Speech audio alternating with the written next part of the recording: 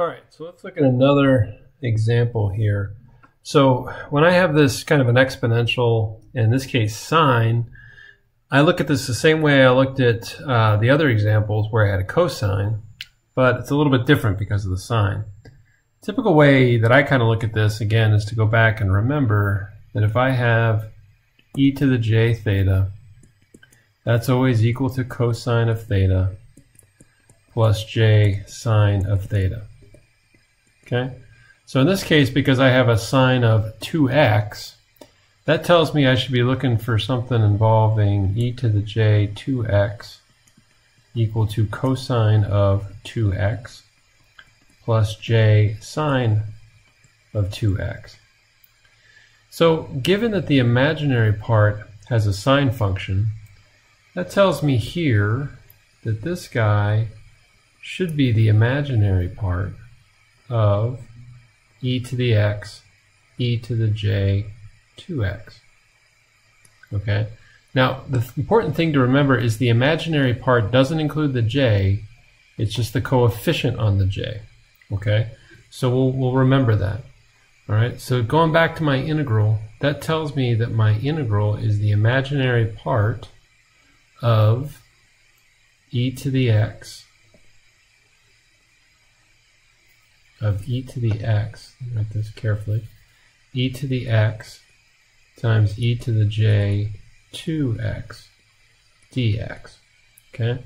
If you're not sure about that, just go back and write out for yourself e to the x times e to the j 2x. That will be e to the x times cosine 2x plus j sine 2x. And you can see that if you multiply that out, the imaginary part of this would be e to the x times sine 2x. Okay? So let's keep going with our integral. The thing is, I don't need to do the imaginary part. I just need to remember that at the end. I can just do the integral of e to the x, e to the j 2x dx. I can just do that integral and take the imaginary part of the result. So let's keep going with that. That becomes the integral of e to the x times 1 plus 2j dx, which I recognize right off the bat as integral e to the ax dx, right? Which I recognize I have a equal to 1 plus 2j, so I can write this as 1 over a integral e to the ax is 1 over a times e to the ax. And at the end, I need to add that constant, but I always do that at the end of the problem here. All right, so I'm not carrying it around the whole time. So I substitute back in 1 plus 2j times e to the x plus 2jx. Okay? Now, what I do at this point, go over here, I'll keep the 1 plus 2j. I'll factor out e to the x and leave 2jx like that. Okay? So at this point I want to expand out using Euler's identity. So I have 1 plus 2j e to the x times cosine 2x plus j sine 2x. Okay? Now the thing I need to remember here is I'm trying to get this in the form of a plus jb. All right, so the a I'm talking about is not the same as the a I had up here. So just to maybe be clear, I'll call it c plus jd. Okay? I don't have it in that form because right now I have an imaginary part, or I have a complex number in a denominator. Right? So I need to manipulate this guy so I can get him into the form of real plus j imaginary. So to do that, I remember again that I have to get this complex number out of the denominator, so I multiply again by the complex conjugate on both the top and the bottom, which remember is equivalent to multiplying by 1, right, times e to the x cosine 2x plus j sine 2x. Okay. So I do that complex conjugate. So on the bottom, right, it's real part squared plus imaginary part squared. So I get 1 plus 2 squared. And then on top, I have 1 minus 2j. And then I have e to the x. Still multiplying all of that by cosine 2x plus j sine 2x. Again, I'm remembering that my goal is to get this into that form of c plus jd. I don't have that yet because what I have on the numerator at this point is I have a product, 1 minus 2j times something else that has a real part and an imaginary part. So I got to simplify that down further. Okay, so I do that sort of foiling process that we've talked about.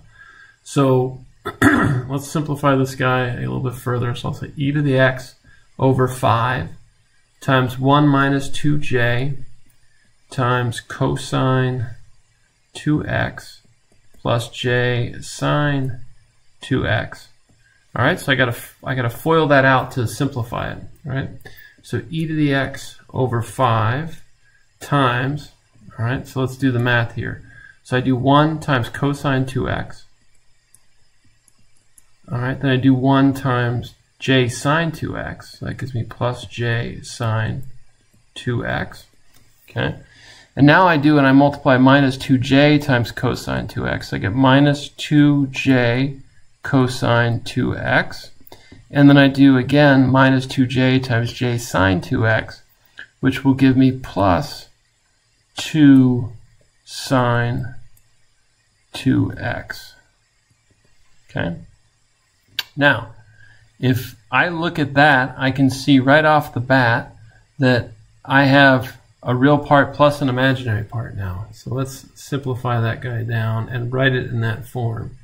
E to the x over 5 times cosine 2x plus 2 sine 2x plus j times e to the x over 5 times sine 2x minus 2 cosine 2x.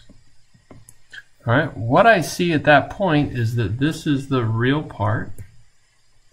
This, multiplying the j, is the imaginary part.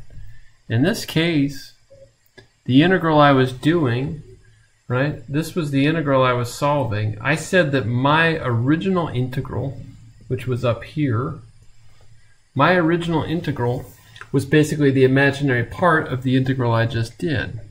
So what that means is that my final answer for e to the x sine 2x integral is simply e to the x over 5 times sine of 2x minus 2 cosine 2x